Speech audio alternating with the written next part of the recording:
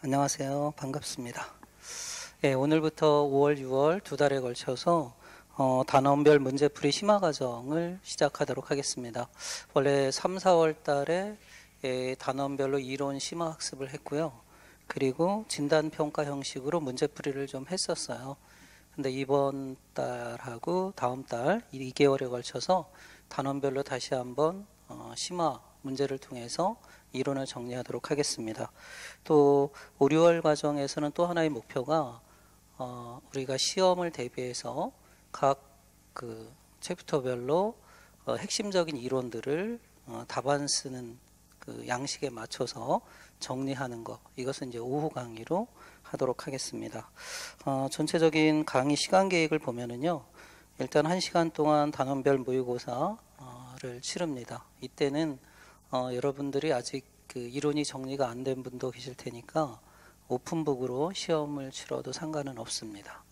그래서 단원별로 이제 마지막으로 핵심적인 개념은 물론이거니와 관련된 이론을 정리하는데 여러분이 학습의 목표를 설정하시면 되겠어요. 그리고 나서 약 1시간 40분에 걸쳐서 요거는 시간에 조금 길고 짧음이 있을 수 있습니다. 문제와 관련된 풀이 및 이제 해설이죠. 그래서 단원별 이론 정리를 하고요.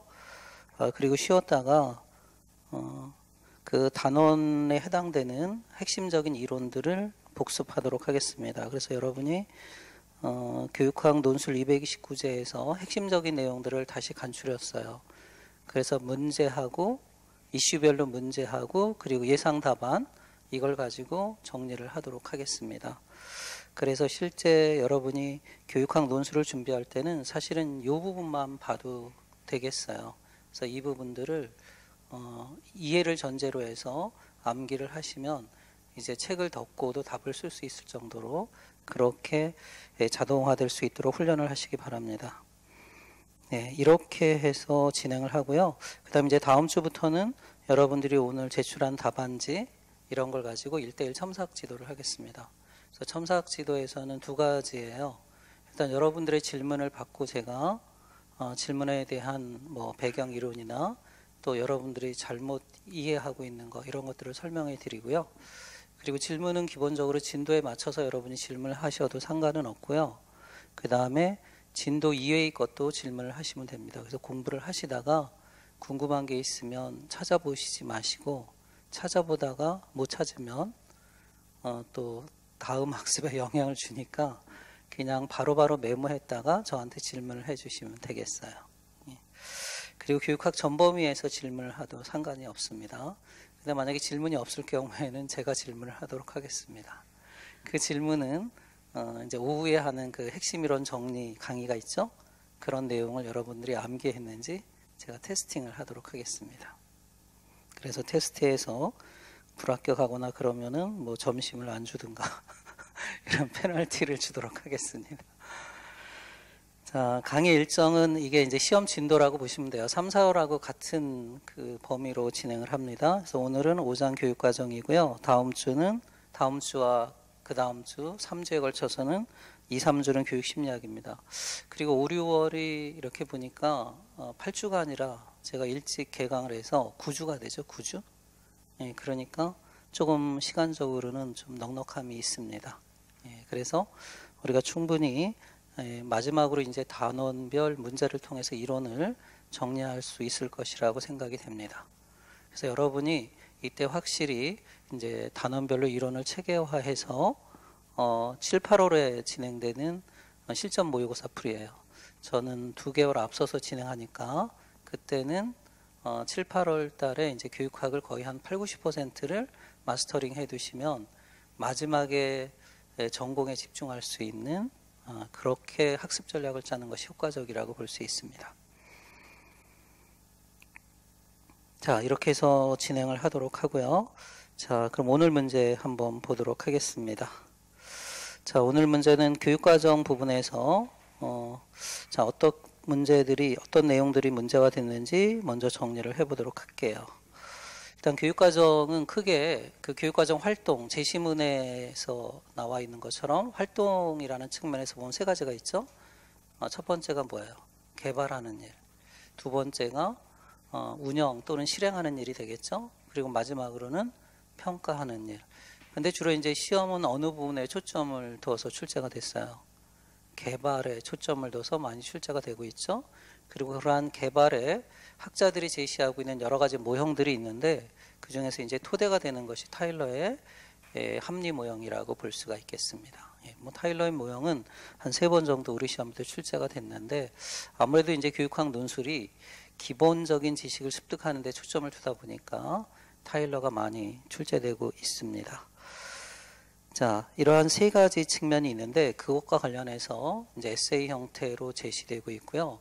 뭐 형식은 포럼 형태로 제시됐어요. 그래서 발제자가 발제를 하고 토론자가 토론하는 내용들을 좀 간추린 내용이라고 볼 수 있습니다.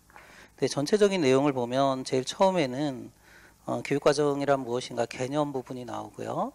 그 다음에 교육과정에는 어떠한 유형들이 있는가, 교육과정 유형이 나오죠. 그리고 이제 3번째가 이제 교육과정 활동.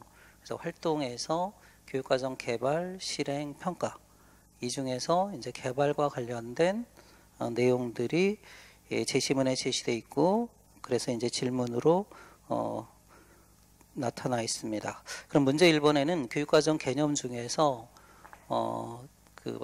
교육과정 학이라는 철학적 접근으로 따지면 재개념주의적 입장이 되겠죠. 현상학적인 입장에서 교육과정을 정의하고 있는 파이나의 꾸레레의 방법론 4가지가 출제가 됐습니다. 뭐 객관식에서도 한 2번 정도 출제가 된 적이 있습니다. 그 다음에 이제 문제 2번은 교육과정의 유형론이죠.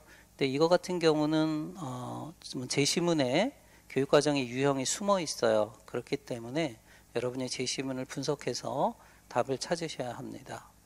그러니까 경험으로, 학습 경험으로 교육과정을 보는 것인데 이렇게 학습 경험으로 교육과정을 보는 게 크게 2가지가 있죠.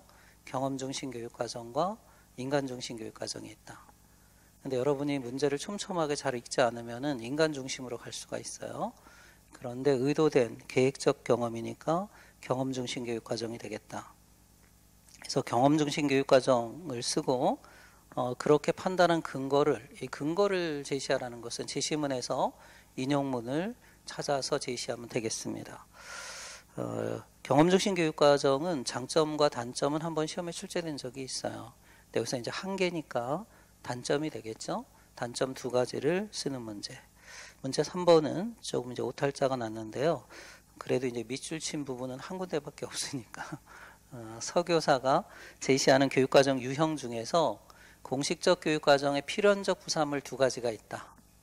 사실 이거는 제시문에 힌트가 없어요. 그냥 공식적 교육과정의 부산물이다. 그랬으니까 우리가 보통 공식적 교육과정은 문서상에 나타난 교육과정이다. 그래서 제1의 교육과정이라고 하죠. 그러면 제2, 제3의 교육과정을 여러분이 쓰시면 되겠습니다. 즉 잠재적 교육과정과 영교육과정이 되겠다. 그 다음 이제 문제 4번은 이제 교육과정 개발에서 이것도 사실은 교육과정 범위는 아닙니다. 교육과정 범위는 아니고 교수 학습에서 다루는 내용이 되겠습니다. 그럼 이렇게 보면 교육과정하고 수업은 어떤 관련성이 있을까? 이것을 교육과정과 수업이 밀접한 관련성이 있다라고 처음으로 주장한 사람이 누구예요? 타일러죠. 그래서 타일러는 그게 처음으로 교육과정의 개발 모형을 제시했다는 점에서도 의미가 있지만 현대적인 교육 관점에서도 타일러의 그러한 논리라고 하는 것은 굉장히 해안이 있다 이렇게 볼 수가 있어요. 타일러가 쓴 교육과정과 관련된 책 제목이 1949년도에 출간된 교육과정과 수업의 기본 원리죠. 그러니까 수업과 교육과정을 동일어로 보고 있다. 그러니까 수업을 설계하고 실행하고 평가하는 일이나 그 다음에 교육과정을 개발하고 실행하고 평가하는 일이나 이렇게 같은 맥락에서 접근을 하고 있다 하는 것입니다. 그러니까 우리가 수업은 지금 제가 하는 것만을 가지고 수업이라고 볼 수도 있지만 수업을 넓은 의미로 본다면 수업을 준비하는 과정, 그 다음에 수업풀을 반성하고 성찰하는 평가하는 과정을 총칭하는 개념이라고 볼 수 있죠. 그리고 이러한 수업은 교육과정이라는 측면에서 보면 수업을 준비하는 것은 교육과정을 개발하는 일하고 통한다라고 볼 수 있고요. 그 다음에 이제 수업을 실행하는 것은 교육과정을 실행하는 일이다. 이렇게 볼 수 있다는 거죠. 그 다음에 수업을 반성하고 성찰하는 것은 교육과정을 평가하는 일이다. 이렇게 연계시킬 수 있다는 거예요. 이런 점에서 타일러는 교육과정과 수업을 이렇게 이론화해서 논리를 전개하고 있다. 그런 점이 뭐 현대에서도 많이 인용되는 첫 번째 이유고요. 또 하나 중요한 거는 타일러 같은 경우는 교육 목표와 교육 내용과 수업과 평가를 연계시키고 있다. 이것을 요즘 강조하는 이제 수업, 그 다음에 교육 내용, 목표, 평가 일체화라고 볼 수 있죠.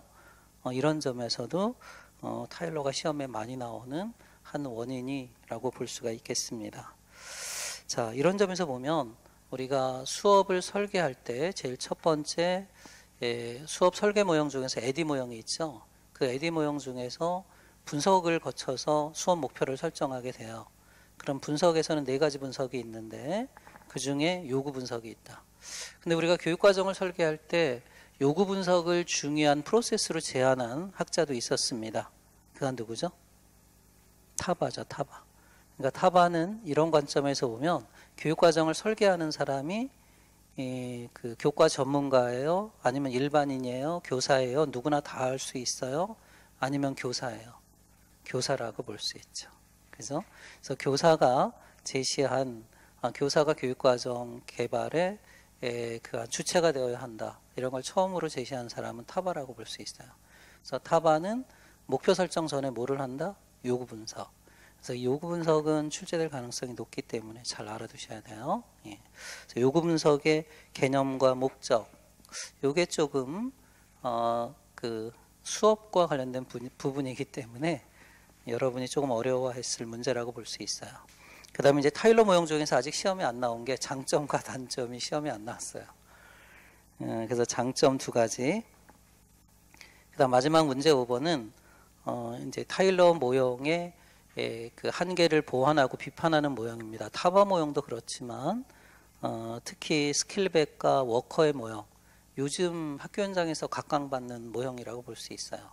워커는 한번 시험에 나왔죠, 그죠? 예, 그런데 이제 스킬백도 출제될 가능성이 높다 하는 겁니다. 특히 이제 스킬백은 그 학교 교육과정, 학교 교육계획서를 설계할 때 그 모형이 되는 대표적인 것이라고 볼 수 있고요. 그다음에 워커 같은 경우는 원래는 학교 현장에서는 적용됐던 모델은 아닙니다. 그러니까 중앙집권형 교육과정 개발 방식에 의하면은 교과서나 이런 교육과정은 전문가들이 만들어요. 그죠? 그 전문가들이 교육과정을 어떻게 만드는가를 이 묘사하는 틀로서 워커 모형이 등장을 했어요. 근데 그 전문가들이 모여서 자신의 생각들을 다 나누고 그 중에 최선의 안을 도출하는 과정 자체가 우리가 딜리버레이션 수기라고 하죠. 근데 이것이 이제 학교 교육과정 개발을 강조하면서 특히 자유학기제나 자유학년제 이런 그 제도가 시행이 되면 선생님들이 이 교과서나 교육과정을 재구성해야 되겠죠. 이 재구성하는 과정에서 중요한 것이 바로 같은 학년에 또는 동교과를 가르치는 선생님들이 머리를 맞대고 교육과정을 재구성하는 프로세스가 중요하다. 그런 점에서 이제 시험에 등장을 한 겁니다. 그래서 수기, 그래서 워커 모형 중에서 이 수기라는 단계, 그리고 스킬백 모형 중에서 가장 독특한 것이 바로 상황 분석의 단계예요. 그 2가지를 묻는 개념이 되겠고요. 그 다음에 제일 어려웠던 문제가 되겠는데, 워커의 수기 모형은 수기라는 것이 민주적인 의사결정 과정이라고 볼 수 있어요. 그런데 의사결정이 항상 민주적으로 바람직한 방향으로 이루어지는 건 아니죠. 예를 들어서 같이 의견을 교환하다가 안 맞으면 판을 깨고 나오는 경우도 많이 볼 수 있잖아요. 우리나라 지금의 국회 모습이 이런 모습인데, 그래서 바람직하지 못한 수기도 있을 수 있겠죠. 그런 것에 예를 2가지를 쓰는 것이 되겠습니다. 이게 제일 어려웠던 문제라고 볼 수 있습니다. 자, 그럼 제시문을 통해서 다시 한번 문제를 분석해 보고요. 그 다음에 배경 이론을 공부해 보도록 하겠습니다. 자, 에세이의 형식은 A중학교 학교교육과정위원회예요. 그러니까 학교마다 교육과정위원회가 있어요. 이 교육과정위원회는 뭐 교감도 참여하고요. 선생님들 또는 교육과정의 전문가, 학부모 이런 사람들이 참여를 해서 내년도 교육과정, 학교 교육과정을 설계하는 일을 주로 하고 있다라고 보시면 됩니다. 자, 그래서 A중학교 학교교육과정위원회에서 내년도 2020학년도 학교교육과정 개발을 위해서 그 선행 작업으로서 포럼을 개최를 했습니다. 교육과정에 대한 전반적인 이해도를 학교 구성원들이나 또는 관계자들에게 이해시키는 그러한 목적이라고 볼 수 있죠. 자, 이 포럼에서 논의된 내용들을 발췌한 것입니다. 발췌한 내용을 토대로 교육과정 개념과 유형, 교육과정 개발 모형에 대하여 논하시오. 뭐 주제는 제시하지 않았어요. 왜냐하면 지금은 우리가 단원별 평가에서는 서론과 결론을 쓰는 것을 제가 요구하지는 않습니다. 근데 사실 여러분들이 주제를 설정해서 쓰실 수는 있어요. 이런 내용을 미루어 봤을 때 어떤 주제가 되겠지? 뭐 학교 교육과정 개발, 뭐 이런 걸 주제로 할 수 있겠죠, 그죠? 그래서 여러분들이 제가 주제는 제시하지 않았지만 그래도 서론과 결론을 지금부터 한번 써보는 연습 하는 것도 괜찮겠습니다. 예. 자, 그러면 이제 포럼 형식을 보면은 이제 그 발제자가 발제를 하고 있고요. 그 다음에 이제 토론자가 토론을 하는 내용으로 구성이 되어 있습니다. 첫 번째 발제자는 강 선생님이 발제를 했어요. 교육과정이란 무엇인가, 교육과정 개념에 대한 부분입니다. 교육과정 개념은 크게 네 가지 의미를 갖고 있다. 교육과정을 교과들의 목록이나 교과들의 강의 요목은 실러버스죠. 실러버스는 우리가 대학교에서 수강 신청하면 교수가 강의 목록 리스트를 제시해요. 이런 것을 실러버스라고 하고, 자, 이런 거는 하나의 이론적인 학문의 체계가 되겠죠. 자, 이런 걸 교육과정으로 보는 것을 우리는 교과 중심 교육과정이라고 부르는 겁니다. 그러니까 우리나라 교육과정의 역사에 있어서 미군 정기 때는 바로 실러버스, 교수 요목의 시대였죠. 이것도 이제 교과 중심 교육과정이라고 볼 수 있어요. 그 다음에 조금 더 논의를 깊게 하면 교과의 교과를 또 우리가 공부할 수 있겠죠.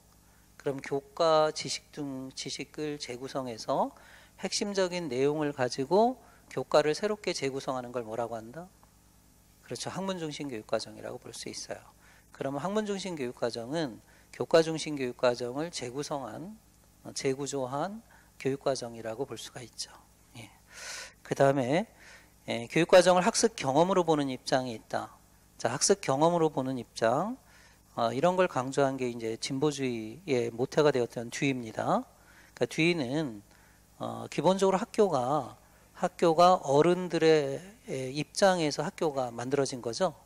그러니까 아이들의 필요나 요구는 간과했다라는 문제 제기가 되겠습니다. 그래서 듀이는 어른들의 필요를 부정한 것은 아니에요. 어른들의 필요 외에 학습자의 필요도 존중하는 균형적인 시각을 강조했던 거죠. 그래서 이제 교과 중심 교육과정은 듀이가 비유적으로 뒤에 배경 지식에 보면 나오지만 교육자의 필요에 의해서 만들어진 교과다. 즉 어른들의 필요에 의해서 만들어진 교과다. 이런 의미에서 교육자의 교과라는 말을 썼고요. 그 다음에 경험을 통해서 교육과정을 구성하는 것을 학습자의 교과라고 표현을 했어요. 그러니까 학습자의 필요, 학습자의 발달 단계, 학습자의 이러한 심리적인 특성을 중심으로 교과서를 만들었다. 이렇게 부르는 거죠. 그러한 학습자의 교과를 우리는 경험 중심 교육과정이라고 부르는 겁니다. 근데 이러한 경험 중심 교육과정은 모든 경험이 아니라 듀이는 인간은 경험하는 존재라고 보았지만 경험이 곧 교육이라고 부르지는 않았어요. 경험은 좋은 경험만 있는 것이 아니라 나쁜 경험도 있죠. 그러니까 아이들에게 나쁜 경험을 학교에서 경험하게 하는 것은 이거는 그 성인으로서는 죄악이라고 이렇게 표현을 합니다. 그러니까 바람직한 경험을 하도록 해야 되겠죠. 그러한 경험, 그 가치 있는 경험들을 모아놓은 게 교과가 되겠고요. 이런 걸 우리가 경험 중심 교육과정이라고 한다.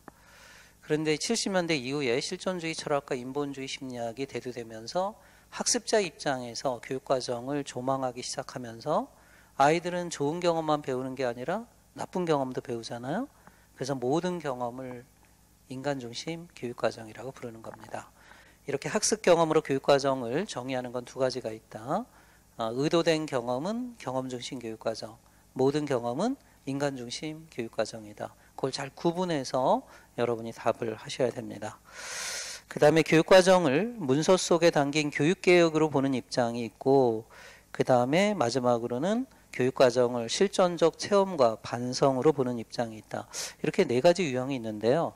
앞에 두 가지는 컨텐츠, 내용 중심으로 교육과정을 분류하는 것이라고 볼 수 있고요. 그 다음에 뒤에 있는 두 가지는 이러한 내용보다는 활동으로 교육과정을 정의하는 것이라고 볼 수가 있겠습니다.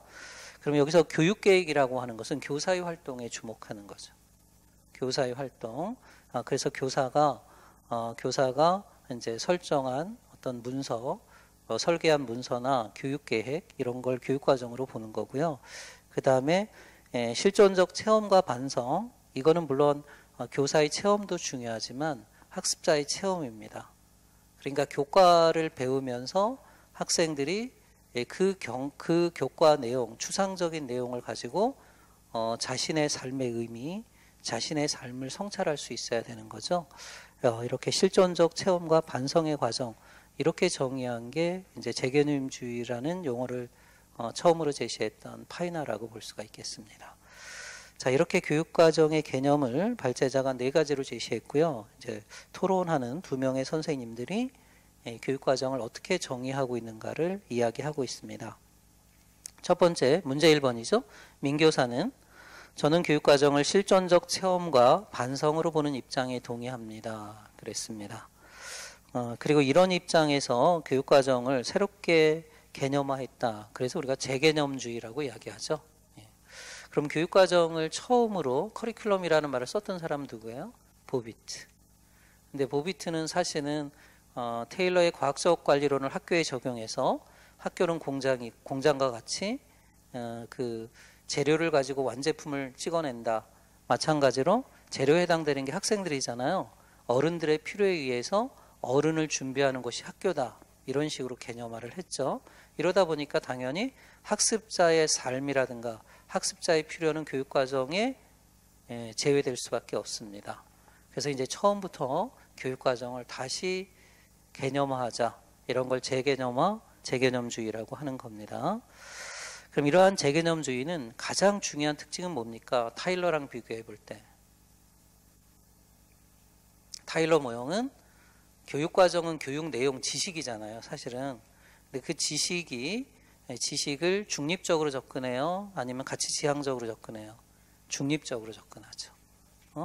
가치 중립적으로 접근하고 이런 것들이 이제 교육과정의 그 학문적 논의에 실증적 논의에 많은 발전을 가져다 준 것은 사실이에요. 그렇지만 교육과정에 그 담기는 지식 이거는 이 세상에서 우리가 배우는 모든 지식이 담길 수는 없습니다. 왜냐하면 학습자들에게 엄청난 학습 부담을 제공하기 때문에 그 중에 일부는 담기는 거고 일부는 제외되는 거죠. 그럼 이렇게 교육과정에 선택되고 배제되는 것은 결국은 교육과정을 개발하는 사람 또는 교육과정을 미시적으로 본다면 수업을 설계하는 사람의 가치와 관련이 돼 있다. 가치 또는 뭐라고 그러겠어요? 힘을 가진 사람의 가치니까 이데올로기가 개입된다. 이렇게 가치 지향적으로 교육과정을 접근하는 것을 우리가 재개념주의라고 하는 거고요. 이 재개념주의는 우리가 철학과 사실은 교육과정은 내용이니까 그것을 설계하는 철학에 영향을 준다면 비판이론, 비판이론에서 비판이론에 해당되는 학자들이 많이 관계가 있고요. 그 다음에 교육사회학적으로 보면은 교육과정 사회학이지. 이 학교 지식의 이데올로기 문제를 다루는 교육과정 사회학적인 접근하고도 통할 수 있다라고 볼 수 있어요. 그러한 재개념주의 물꼬를 튼 사람이 바로 파이나예요. 그래서 파이나가 유명한 명제를 던졌죠. 교육과정 커리큘럼은 어디로 되돌아가야 한다? 꾸레레로 되돌아가야 한다. 왜냐하면 커리큘럼의 라틴어 어원이 바로 꾸레레니까. 근데 그 꾸레레가 두 가지 의미가 있죠. 하나는 명사적인 의미. 명사적인 의미는 코스 오브 레이스, 경주로 이런 뜻이죠. 말이 뛰는 경주로. 근데 전통적으로는 경주로라는 입장에서 교육과정을 접근했다는 거지. 그리고 동사적인 의미가 있죠. 동사적인 의미는 뭐예요? 말이 뛴다, 달린다. 그러니까 이거는 체험적인 의미를 가지고 있죠. 그럼 재개념화한다는 것은 명사로 개념화한 것을 이제 명사로 교육과정을 개념화하지 않고 뭐로 개념화한다? 동사로 개념화한다. 그러니까 학교에서 마치 경주로 해서 말이 달리면서 우리가 말의 생각은 모르겠지만 말이 느끼는 체험 이런 것처럼 학생들이 학교에서 교과를 배우면서 많은 체험과 의미 이런 것들이 있겠죠. 그런 거에 초점을 둬야 된다 하는 거죠. 예. 그것이 이제 재개념주의 꾸레레의 의미라고 볼 수가 있습니다. 그럼 이 꾸레레는 어떻게 하는 것이 효과적인가? 이 꾸레레의 방법론을 4가지로 제시했다는 거죠. 이게 이제 현상학적인 방법론 4가지인데 뭐 자전적 방법이라고도 불러요. 그러니까 결국 학교 지식이 갖고 있는 추상성을 배제하고 학교 지식과 뭐를 매칭하는 거죠? 아이들의 삶을 연결시키는 거예요. 근데 사실 여러분들이 그 학교에서 배울 때 이런 거 많이 했었어요. 예를 들어서 도덕 시간에 직업의 세계를 배운다면 여러분이 갖고 싶은 직업이 무엇인지 여러분의 생각을 글로 쓰게 하는 거죠. 그리고 그 내용과 교과서의 내용을 같이 매칭시켜보고 그리고 여러분들이 그 속에서 자신의 어떤 삶의 의미를 성찰하고 형성해 보는 거죠. 이런 훈련을 했었는데요. 근데 이런 것들을 중심으로 아이들의 삶에 의미를 주는 것이 교육과정이어야 한다라고 본 것이 꾸레레라고 볼 수 있어요. 그래서 꾸레레의 방법론은 4가지죠. 과거로 되돌아가기. 이게 회귀가 되겠습니다. 회귀. 그리고 우리가 이것을 배우면 미래의 삶이 어떻게 되는가? 전진이죠. 그리고 현재적으로 과거, 현재, 미래를 비교해 보기. 분석하는 과정이고요. 그리고 그 분석을 통해서 마지막으로 이제 교육과정이 삶에 어떤 의미를 주는가를 발견하고 창조하는 것이 되겠죠. 이 발견하고 창조하는 것을 종합이라고 한다. 이러한 4가지 과정이 첫 번째 문제가 되겠습니다.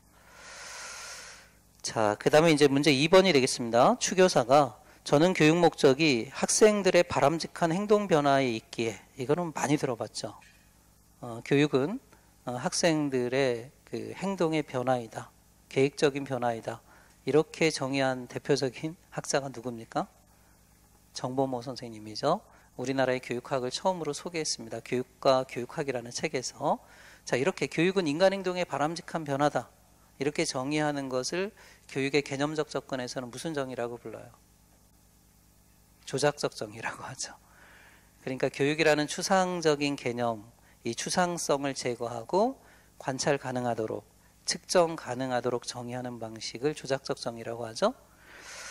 자, 그럼 조작적 정의라는 입장에서 본다면 교육의 대상은 바로 학생들의 행동입니다. 그리고 조작의 증거가 되는 게 바로 계획이죠.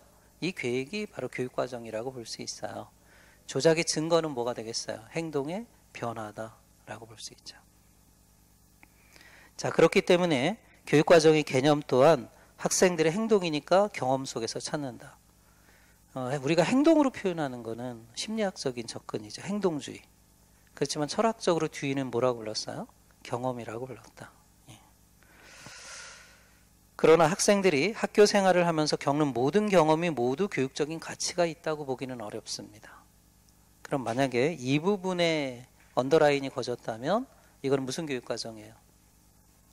학생들이 학교 생활을 하면서 겪는 모든 경험이다. 이렇게 정의하면 인간중심 교육과정이다. 바람직하지 못한 경험도 포함하고 있다는 거죠. 예. 그렇기 때문에 교육과정은 학교에서 제공하는 경험 중에 어떤 경험으로 한정되는 게 좋겠다? 그렇죠. 계획된 경험, 의도된 경험, 가치 있는 경험으로 한정하는 것이 좋겠다. 이러니까 무슨 교육과정이 돼요? 경험 중심 교육과정이 된다. 그래서 이제 경험 중심 교육과정이라는 명칭과 경험 중심 교육과정이라고 생각한 근거, 계획된 경험, 이걸 쓰셔야 되겠죠. 그 다음에 또 위에 있는 내용을 쓰셔도 상관은 없어요. 모든 경험이 모두 교육적 가치가 있다고 보기는 어렵다. 그러니까 가치 있는 경험만으로 구성하는 거니까 경험 중심 교육 과정이 되겠죠. 그리고 이 경험 중심 교육 과정의 한계라는 말은 그 이제 부정적인 측면, 단점이 되겠습니다. 그 단점을 아는 것은 중요한 게 경험 중심 교육 과정 한계를 극복하면서 그럼 어떤 교육 과정이 또 등장해요? 학문 중심 교육 과정이 등장하죠. 그럼 이제 경험 중심 교육 과정의 한계는 뭐예요? 기초학력의 저하. 이게 왜 그런 이야기를 하냐면 요즘 혁신학교에 대한 논쟁이 많이 일어나고 있거든요. 혁신학교는 진보적 교육감들이 그 추구했던 주된 사업이잖아요. 근데 이제 보수적인 교육학계에서 어떤 지적을 하고 있냐면은 혁신학교의 문제점 중에 하나가 혁신학교를 나온 학생들이 학력이 어떻게 된다? 저하된다. 그래서 다시 이제 수월성 논쟁으로 이어지는 거예요. 그러면 이제 학력 저하를 극복하고 교육의 엑셀런스, 수월성을 추구한 게 바로 무슨 교육 과정이에요? 학문 중심 교육 과정이다. 그 다음에 또 경험 중심 교육 과정의 한계 하면은 뭐 진보주의 철학의 한계를 쓰셔도 무관하지만 실용성에 초점을 두다 보니까 어떤 측면을 간과하고 있다? 소홀히 하고 있다? 경제성. 그리고 또 심리적인 조직을 너무 강조하다 보니까 지식의 논리적인 체계 뭐 이런 것들을 간과하고 있다. 그런 거를 단점으로 지적하시면 되겠습니다. 그 다음에 이제 두 번째 발제자로 나선 서교사입니다. 문제 3번과 관련이 있죠. 자, 교육과정 유형을 이야기하고 있어요. 교육과정 유형하면 교육과정이 굉장히 많잖아요. 경험 중심, 뭐 인간 중심, 그 다음에 교과 중심, 학문 중심, 통합적 교육과정 이렇게 굉장히 많이 있는데 그거를 유형화한다는 건 어떻게 한다는 거죠? 조직화한다. 또 개별적인 것들을 일정한 기준으로 이렇게 묶는 거죠. 묶는 거. 묶는 걸 무식하게 이야기하면 청킹이라고 부르고요. 근데 묶되 어떠한 기준으로 묶는다? 이런 걸 우리가 조직화 또는 카테고라이제이션, 유목화라고 하는 겁니다. 사실은 개념화도 일종의 유목화 작업이라고 볼 수 있죠. 그래서 그것을 유형이라고 우리가 부르는 거죠. 유형. 자, 그럼 교육과정 유형은 크게 교육과정이 전개되는 과정에 따라 공식적 교육과정과 실제적 교육과정으로 구분할 수 있습니다. 공식적 교육과정은 김옥원 선생님의 구분인데요. 문서화된 교육과정이라고 하는 거죠. 리튼 커리큘럼. 문서화된 교육과정. 그럼 국가 수준에서 문서화한 게 뭐가 있을까요? 그러니까 국가 수준에서 문서화한 거는 교육부가 설정한 뭐죠? 기준. 이 기준은 반드시 지켜야 되는 겁니다. 그 다음에 지역, 시도교육청 수준에서는 이제 교육과정 편성, 뭐를 정하죠? 지침, 편성 운영 지침. 이런 것도 반드시 이행해야 되는 거죠. 그 다음에 이제 교육지원청 수준에서는 학교 교육과정을 편성할 때 도움이 될 만한 자료를 제시하는 거죠. 이런 거는 장학자료라고 볼 수 있어요. 근데 장학자료는 지원하는 거니까 반드시 지키지 않아도 됩니다. 그 다음에 이제 학교 수준의 교육계획서, 이런 것들이 문서화된 교육과정이라고 볼 수 있습니다. 자, 이에 반해서 실제적 교육과정 그럼 어떤 게 있을까요? 그럼 교사가 수업 지도안을 짜죠. 수업하기 전에. 그럼 이것도 리튼 커리큘럼, 문서화된 교육과정이죠. 근데 실제로 지금 제가 가르치고 있어요. 이건 토트 커리큘럼이에요. 이건 전개된 교육과정이라고 볼 수 있죠. 이런 건 실제적 교육과정이라고 볼 수 있죠. 그 다음에 여러분들이 학습한 내용이 있죠. 그죠? 이런 건 실현된 교육과정이라고 볼 수 있어요. 러니드 커리큘럼이라고 하죠. 그럼 가장 이상적인 교육과정은 어떤 모습이에요? 문서에 있고 교사가 가르쳤고 여러분이 배운 거죠. 이게 일치할 때 가장 이상적인 교육과정의 모습이 되는 거죠. 근데 일반적으로는 그래요? 안 그래요? 안 그렇죠. 그 선생님이 가르치는 것만큼 다 학생들이 학습하는 건 아니고요. 또 학습하는 것 말고 다른 게 또 나올 수 있다는 거죠. 또 국가에서 만든 교육과정, 이렇게 개발된 교육과정을 교사가 다 가르쳐요? 안 가르치는 것도 있어요. 안 가르치는 것도 있죠. 그러다 보니까 실제적 교육과정은 공식적 교육과정의 부산물로서 두 가지가 나온다는 거죠. 뭐예요? 내가 가르쳤는데 학생들은 다르게 배운 거죠. A라고 가르쳤는데 B라고 배우든가, 그 다음에 가르치지 않았는데 여러분이 또 배운 게 있겠네요. 그런 걸 뭐라고 하죠? 잠재적 교육과정. 그 다음에 또 교과서에 있는데 교사가 빼놓고 가르칠 수 있잖아요. 그죠? 뭐 여러 가지 이유가 있겠죠. 뭐 몰라서 빼놓고 가르칠 수도 있고, 아니면은 교사가 갖고 있는 어떠한 신념 이런 것 때문에 그 배제시킬 수도 있고요. 이런 걸 영교육과정이라고 한다. 그래서 문제 3번은 그것을 묻고 있어요. 공식적 교육과정의 그 필연적 부산물 두 가지 교육과정이 무엇인가? 잠재적 교육과정과 영교육과정, 그것의 그 명칭과 개념을 쓰는 것이 되겠습니다. 예. 그래서 그 위로 올라가면 이 실제적 교육과정은 수업에서 가르치거나 배우거나 평가된 교육과정을 가리킨다. 그래서 여러분이 혹시 실제적 교육과정이라는 용어가 나오면 그런 의미로 생각하시면 돼요. 그럼 수업에서 가르친 것을 우리가 전개된 토트 커리큘럼이라고 하는 거고요.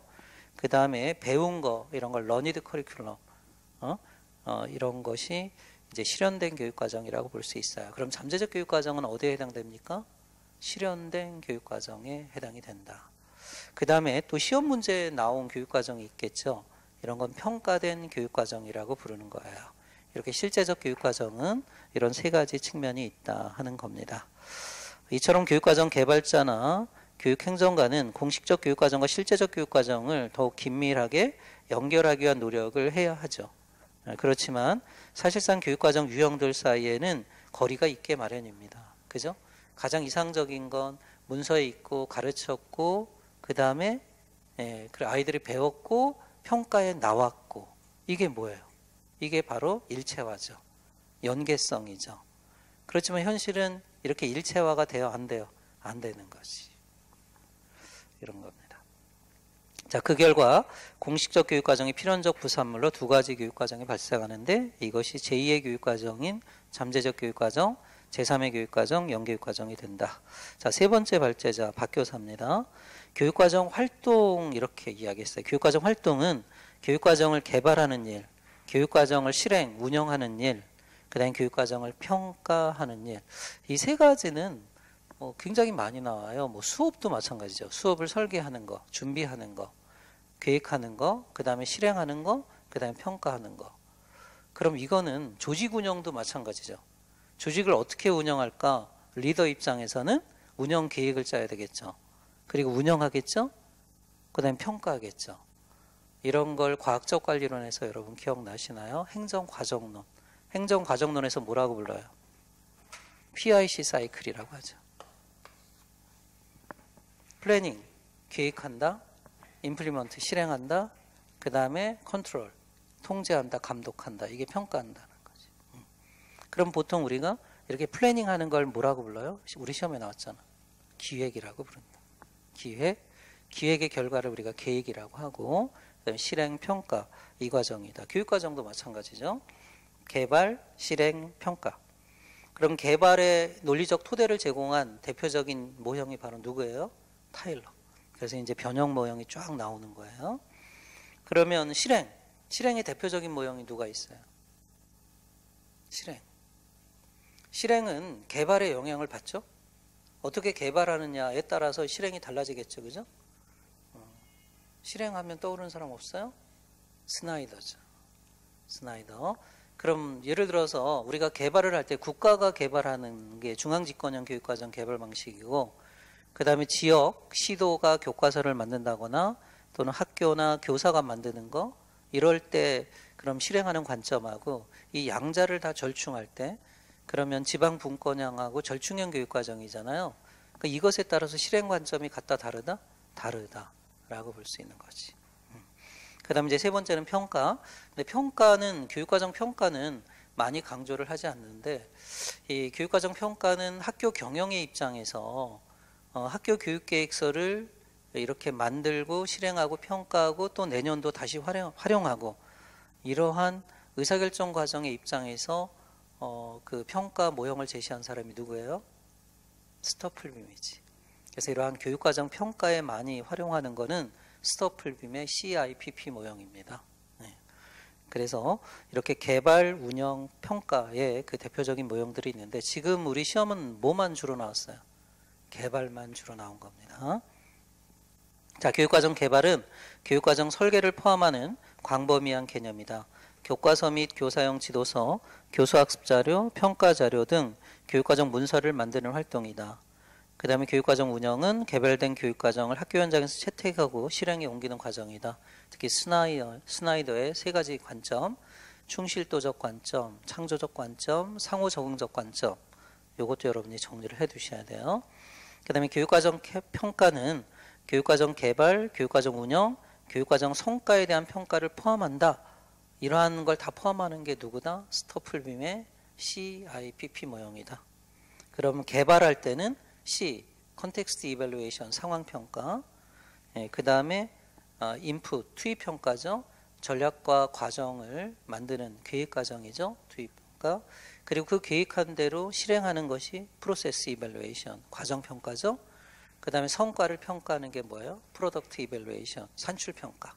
이렇게 네 가지를 제시한 게 스토플빔이 되겠습니다.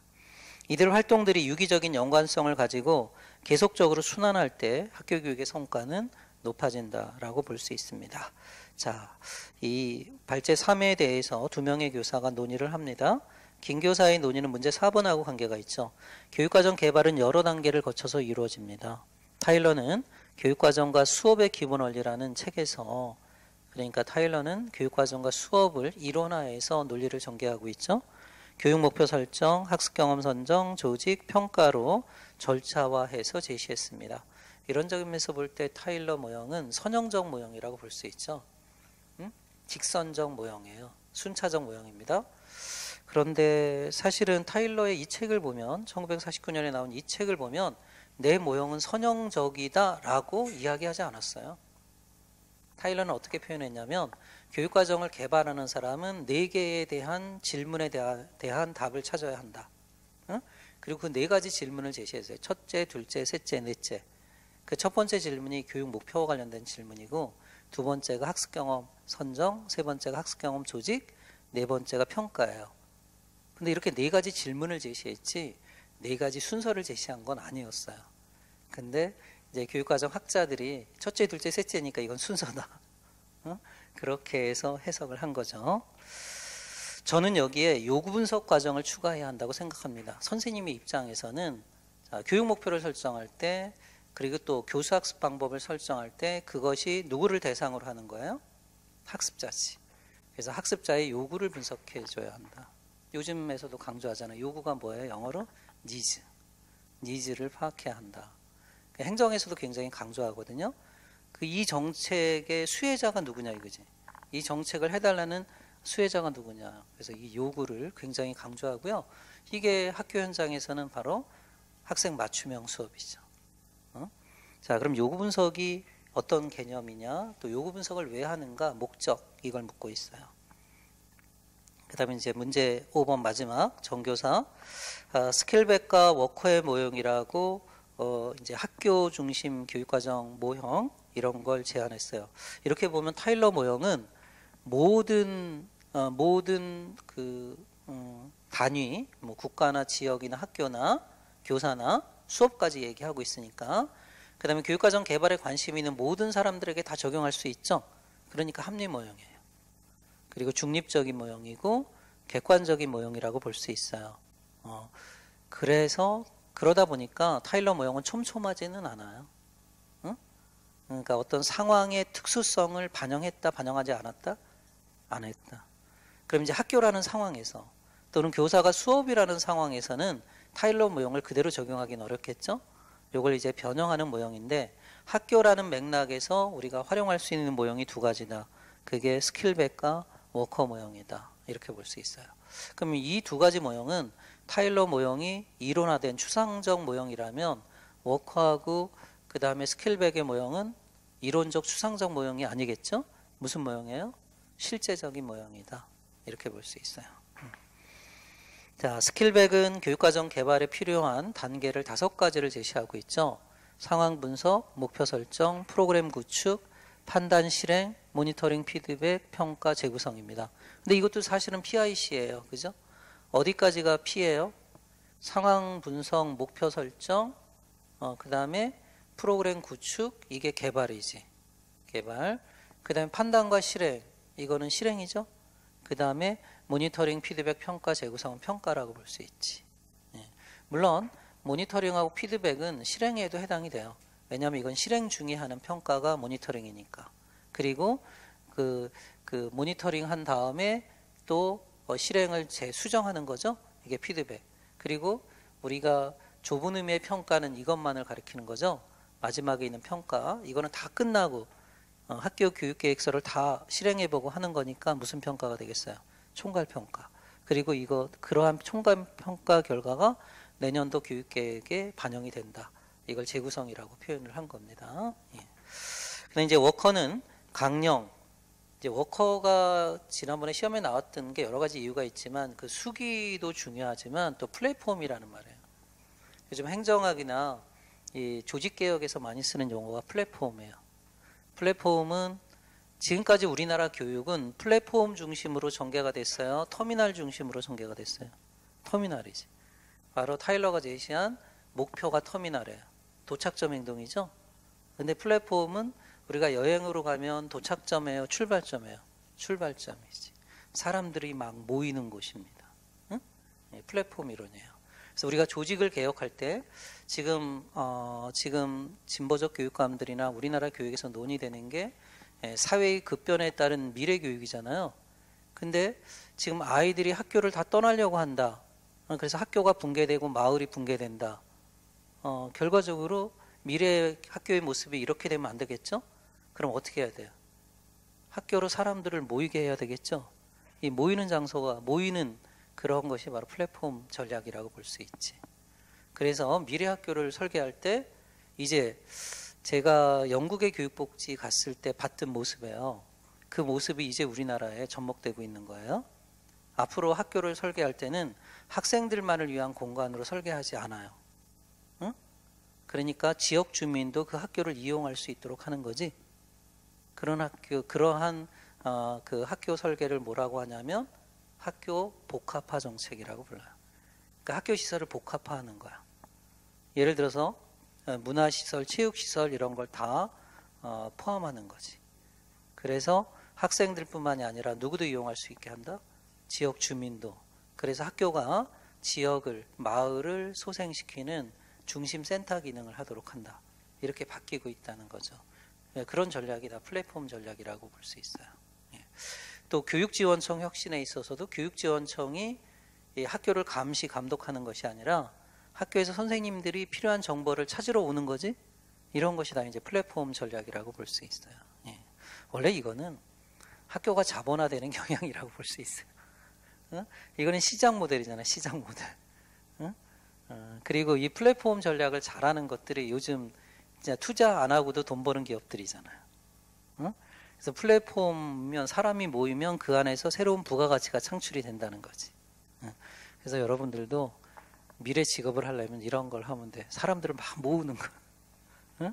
거기서 어떤 새로운 가치가 창출될 수 있도록 옛날처럼 내가 돈을 많이 투자하는 그런 게 아니죠. 그 다음에 또 하나가 이제 정말로 중요한 건 수기예요. 수기. 우리 사회에 필요한 게 바로 저 수기죠. 수기. 그러니까 우리는 수기가 전혀 안 돼요. 그렇죠? 여러분 뭐 선생님들끼리 모여서 수기해봐요.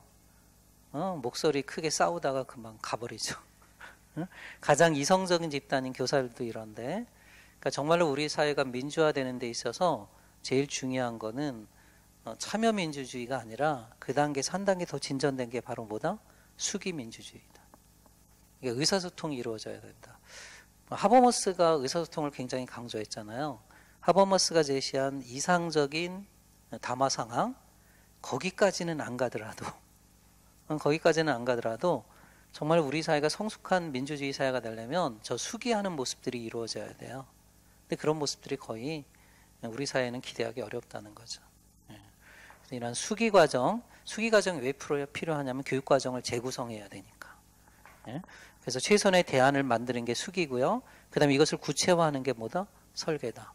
근데 이제 워커 모형의 한계는 이거예요. 설계를 자세하게 제시하지 않았다.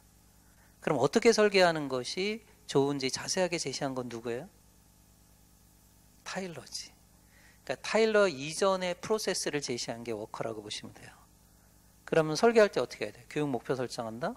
학습 경험 선정한다, 조직한다, 평가한다. 그 이전의 과정을 제시했다라고 보시면 됩니다.